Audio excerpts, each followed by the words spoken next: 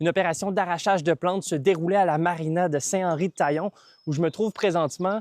L'objectif, arracher le plus grand nombre d'hydrocarides grenouillettes. La plante est envahissante, donc elle va venir faire un tapis à la surface de l'eau qui va venir nuire à nos activités, donc baignade, navigation, pêche, puis elle va venir bouleverser l'écosystème aussi, venir changer la quantité d'oxygène, la quantité de lumière, avoir un impact sur la faune. Donc toute la chaîne alimentaire, l'équilibre va être perturbé. L'hydrocaride grenouillette, ça ressemble à ça. Il y en a plusieurs endroits au lac Saint-Jean, mais à Saint-Henri-de-Taillon, il y a un événement qui est tenu annuellement pour limiter ces dégâts. Fait qu'en 2 ans, elle a vraiment envahi toutes les rives. Puis là, bien, cette année, on a fait l'arrachage l'année passée. Puis cette année, on en a déjà la moitié moins de ce qu'on avait l'année passée. Fait qu'on voit déjà les progrès. Ouais. La feuille est à la surface. Elle va produire une fleur. La fleur, c'est pollinisée, elle va faire un fruit qui contient jusqu'à 74 graines donc par individu.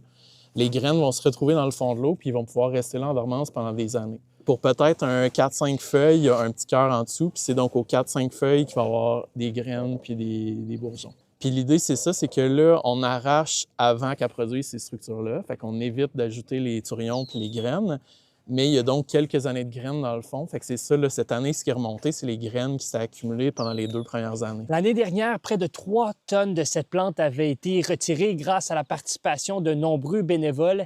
Cette année encore, plusieurs personnes ont répondu présent. On parle d'une vingtaine de personnes qui se sont présentées mardi matin. Les plantes envahissantes, c'est quelque chose dont on entend parler beaucoup parler, entre autres, ailleurs qu'ici. J'ai des amis d'un canton de l'Est qui ont de la misère avec ça. Il y a Sainte-Rose, pas Sainte-Rose, mais au lac Otis, c'est la catastrophe quasiment. Quand il y a des problèmes comme ça, quand on peut, je pense que c'est bien de s'impliquer. Est-ce que la pêche a été bonne? Ah oui. C'était ma première expérience, puis c'est quand même valorisant. D'abord, c'est facile à arracher, ça flotte. C'est un peu comme des racines en forme de vermicelle, là. Fait que ça flotte, tu mets ça dans un sac, puis en arrière de toi, la job est faite. À Saint-Henri-de-Taillon, Louis-Mathieu Corneau, pour Nouveau Info.